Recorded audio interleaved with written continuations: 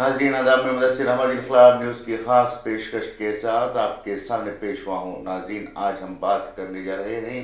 کرناٹک کے ایک ایسے ادارے کے تعلق سے جس کی ذمہ داری کرناٹک میں اردو زبان کی ترقی، بقا اور فروغ کے لیے کام کرنا ہے۔ جی ہاں، ہم بات کر رہے ہیں کرناٹک اردو اکیڈمی کی، جو سرکاری ادارہ ہے۔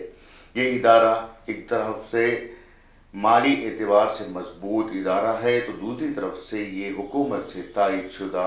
ایک سرکاری ادارہ ہے۔ اس ادارے کے ماتحت کئی ایسی تنظیمیں ہیں، کئی ایسے ادارے ہیں جنہوں نے ماضی میں یا حال میں یا مستقبل میں سرکاری امداد حاصل کرتے ہوئے اردو کے فروغ کے لیے کام کرنے کا ارادہ کر چکے ہیں یا کام کر چکے ہیں۔ لیکن اس وقت کرناٹک اردو اکیڈمی میں جو حالات ہم اور آپ دیکھ رہے ہیں وہ حالات قابل تشویش ہیں۔ جی ہاں، یہ حالات قابل تشویش ہیں کیونکہ کرناٹک اردو اکیڈمی آئے دن اپنے مشاعرے بھی ادھاری کے مشاعرے کر رہی ہے۔ کرناٹک اردو اکیڈمی کے ماتحت گزشتہ کچھ دنوں سے جو مشاعرے ہوئے ہیں، ان مشاعروں کے شعراء کو کرناٹک اردو اکیڈمی نے اب تک زادرہ یعنی ان کی فیس ادا نہیں کی ہے۔ حالانکہ روایت یہ رہی ہے کہ کرناٹک اردو اکیڈمی ہو یا پھر کوئی بھی تنظیم،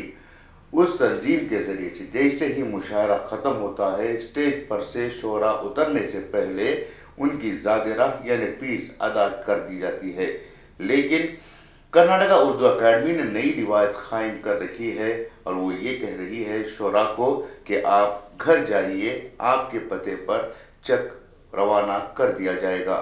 ہفتے گزر رہے ہیں، مہینے گزر رہے ہیں، کئی شعراء کو اب تک زادرہ یعنی ان کی فیس نہ تو چیک کے ذریعے سے ملی، نہ ہی نقد کے ذریعے سے۔ سوال یہ پیدا ہو رہا ہے کہ آخر اس طرح کے ادھاری کے مشاعرے کرنے کی کیا ضرورت ہے؟ کیا کرناٹک اردو اکیڈمی واقعی میں اتنی پابند یا محدود ہو چکی ہے کہ ان کے مشاعروں میں آنے والے شعراء کو نقد رقم دینے کے بجائے چیک کے ذریعے ادا کرنے کا حوالہ دیتے ہوئے انہیں چھوٹی سی سائیکل دی جا رہی ہے؟ ناظرین، ہم صرف مشاعرے، ادھار مشاعروں کی بات شعراء کے تعلق سے نہیں کر رہے ہیں۔ عام طور پر جب بھی کوئی مشاعرہ یا کوئی جلسہ یا کوئی سیمینار کرناٹک اردو اکیڈمی کے تحت ہوتا ہے، اس وقت کرناٹک اردو اکیڈمی کو منتظمین کی جانب سے ایک بجٹ پیش کیا جاتا ہے کہ اتنے پیسوں میں ہم مشاعرہ کر رہے ہیں، سیمینار کر رہے ہیں یا جلسہ کر رہے ہیں۔ تو ماضی میں کرناٹک اردو اکیڈمی درکار رقم کو فوراً منتظمین کو ادا کر دیتی تھی یا پھر جلسہ ہونے کے فوراً بعد اس رقم کو ادا کر دیتی تھی۔ لیکن اس وقت یہ حال ہے کہ جلسہ ہونے کے بعد آڈیٹوریم والے کو بھی خرچ کہنا پڑ رہا ہے، ساؤنڈ جو لاؤڈ سپیکر فراہم کر رہا ہے اسے بھی خرچات دینا، اسے بھی ادھار کہا جا رہا ہے، یا پھر جو لوگ کھانا کھلا رہے ہیں، کھانے کے پیسے بھی اکثر جلسوں میں کرناٹک اردو اکیڈمی ادا کرتی ہے، اسے بھی ادھاری کی رقم کے طور پر پیش کیا جا رہا ہے۔ تو ایک طرح سے کرناٹک اردو اکیڈمی اس وقت ادھاری اکیڈمی بن چکی ہے۔ ناظرین، دوسری طرف یہی اکیڈمی کئی سالوں سے، جب سے اس کا وجود رہا ہے اس کے بعد سے اب تک ملک کے مختلف علاقوں سے شعراء کو، ادبا کو، مصنفین کو کرناٹک میں بلا کر کل ہند مشاعرے یا پھر ریاستی مشاعروں میں شرکت کرنے کا موقع دیتی تھی، اور اس کے لیے جو زیادہ راہ دینا پڑتا تھا وہ کلومیٹر یا پھر جو ڈسٹنس ہوتا ہے اس کے مطابق زیادہ راہ دیا جاتا تھا۔ لیکن اس وقت ہم یہ سن رہے ہیں یا پھر دیکھ رہے ہیں کہ کرناٹک اردو اکیڈمی نے یہ طے کر لیا ہے کہ کوئی بھی مشاعرہ ہو، مقامی شاعر کو 3000 روپے، اور اس ضلع کے یا پھر اس علاقے کے باہر سے جو بھی شاعر آتا ہے، چاہے وہ بنگال سے ہو، تمل ناڈو سے ہو، کیرلا سے ہو یا پھر کشمیر سے ہو، ان کے لیے صرف اور صرف 5000 روپے کی زیادہ راہ طے کی گئی ہے۔ اس سے یہ سوال پیدا ہوتا ہے کہ کوئی بھی شاعر صرف 5000 روپے کے زیادہ راہ کی بنیاد پر کیسا مشاعرہ پڑھنے آئے گا؟ کیا کرناٹک اردو اکیڈمی شعراء، ادبا اور مصنفین کو ایک طرح سے پابندی نہیں لگا رہی ہے؟ یہ سب سے بڑا سوال ہے۔ ہونا تو یہ چاہیے تھا کہ دور دراز سے آنے والے شعراء و ادبا کو زیادہ سے زیادہ بہترین فیس ادا کرتے ہوئے اردو کی ترقی کے لیے پروگرامز منعقد کرے اور ان پروگرامز کو کامیاب بنائے،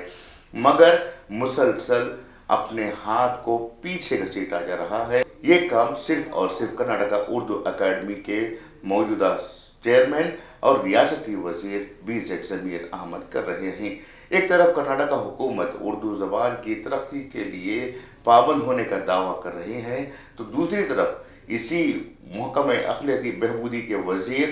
BZ ضمیر احمد نے کرناٹکا اردو اکیڈمی کے چیئرمین کے سفر کے لیے کار تک مہیا نہیں کی ہے، جس کی وجہ سے چیئرمین کو عام طور پر منتظمین کے خرچ پر جلسوں میں شرکت کرنا پڑ رہا ہے، مشاعروں کو جانا پڑ رہا ہے۔ چیئرمین صاحب کا یہ کہنا ہے کہ انہیں زیادہ راہ نہیں مل رہی ہے، انہیں DA نہیں مل رہا ہے، اس وجہ سے منتظمین اس کا انتظام کرے۔ اگر ریاستی حکومت کی جانب سے ایک کیبنٹ سطح کے چیئرمین کو کار مہیا نہیں کی جا رہی ہے تو کم از کم اس کے لیے اخراجات تو طے کرنا چاہیے تھا، لیکن وہ کام بھی نہیں کیا جا رہا ہے۔ اس کے علاوہ اور ایک اہم بات یہ بھی ہے کہ اس وقت کرناٹکا اردو اکیڈمی کی جانب سے کتابوں کی اشاعت کے لیے سرکولر بلایا گیا تھا، لیکن یہاں بھی یہ سرکولر صرف اور صرف کرناٹک کے حد یا پھر جنوبی ہند کے حد تک مقرر کیا گیا ہے۔ اس سے پہلے ملک کے مختلف مقامات سے مہاراشٹر، بنگال اور دوسری ریاستوں کے مصنفین اپنی کتابوں کی اشاعت کرناٹکا اردو اکیڈمی کے ذریعے سے شائع کرواتے تھے۔ کرناٹکا اردو اکیڈمی اس بات پر فخر محسوس کرتا تھا کہ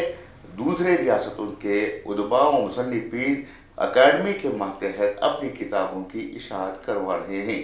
لیکن اس وقت یہ حال ہے کہ صرف ریاست کے مصنفین اور جنوبی ہند کے مصنفین تک کرناٹکا اردو اکیڈمی کا دائرہ محدود کیا جا رہا ہے۔ اس سے ایک بات تو یہ ہے کہ یہاں کے جو ادباء و مصنفین کے لیے تو فائدہ ہوگا، لیکن سب سے بڑا نقصان وہ یہ ہے کہ دوسری ریاستوں کے اکیڈمی ہو یا ادارے ہوں، کرناٹک کے شعراء و ادباء کو اہمیت نہیں دیں گے۔ ویسٹ بنگال کی اردو اکیڈمی کے ذریعے سے ملک بھر کے مصنفین کی کتابوں کو شائع کیا جاتا ہے۔ ویسٹ بنگال کے اردو اکیڈمی کے ذریعے سے مختلف ریاستوں کے ادباء، شعراء، صحافی، مصنفین کو ایوارڈز دیے جاتے ہیں۔ یہی حال تلنگانہ، مہاراشٹر اور دہلی اکیڈمی کے ذریعے بھی ہے کہ یہاں پر دوسری ریاستوں کے مصنفین و شعراء کو ترجیح دی جاتی ہے، لیکن افسوسناک یہ بات یہ ہے کہ کرناٹکا اردو اکیڈمی اپنے آپ کو ایک محدود علاقے میں بند کرنے کی کوشش کر رہی ہے۔ ان تمام مسائل کا ایک ہی حل ہے کہ کرناٹکا اردو اکیڈمی کی نگران یا پھر سرپرست مانے جانے والے BZ ضمیر احمد کو اب کرناٹکا اردو اکیڈمی کی طرف توجہ دینے کی ضرورت ہے۔ جس طرح سے یہ اکیڈمی ادھاری کی اکیڈمی بن رہی ہے، اس سے تو اردو شعبے میں یہ بات عام ہوتی جا رہی ہے کہ اب اکیڈمی سے کوئی مثبت کام کی توقع نہیں کی جاتی۔ غورطلب بات یہ ہے کہ اسی اکیڈمی کے ذریعے گزشتہ مہینے یوم اردو کے موقع پر ایک مشاعرہ منعقد کیا گیا تھا۔ اس مشاعرے میں شرکت کرنے والے کہیں دور سے، کہیں باہر کے شعراء نہیں، بلکہ اکیڈمی کے اندر ہی جو شعراء موجود تھے، جو اراکین ہیں، انہوں نے اپنے اپنے کلام پیش کیے۔ اور خوشی کی بات یہ ہے کہ ان شعراء کو باقاعدہ کرناٹکا اردو اکیڈمی کی جانب سے زیادہ راہ دی گئی، یعنی اپنے ہی گھر کی دعوت میں اپنوں کو ہی تحفے دیے گئے، اپنوں کو ہی ہدیہ دیا گیا۔ تو یہ کہاں تک مناسب بات ہے، اس پر سوچنے کی ضرورت ہے۔ آج کرناٹکا اردو اکیڈمی کے اندر کچھ ایسے اراکین بھی ہیں جنہوں نے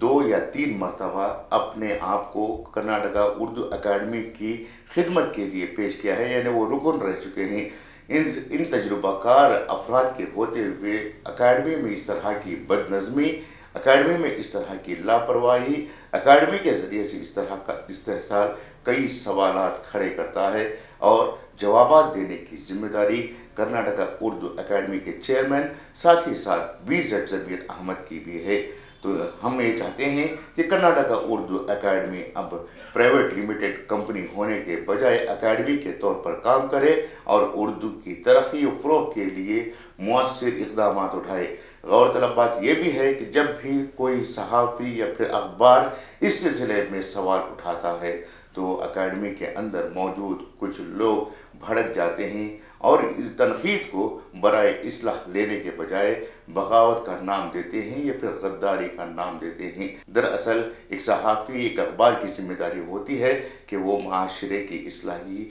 کے لیے تنقید کرے، اس پر نکتہ چینی کرے اور نشاندہی کرے۔ اسے قبول کرنا سب سے ضروری بات ہے۔ میں مدثر احمد آپ سے اجازت چاہوں گا، پھر نئی پیشکش کے ساتھ دوبارہ پیش ہوں گا۔ تب تک کے لیے اجازت دیں، شکریہ۔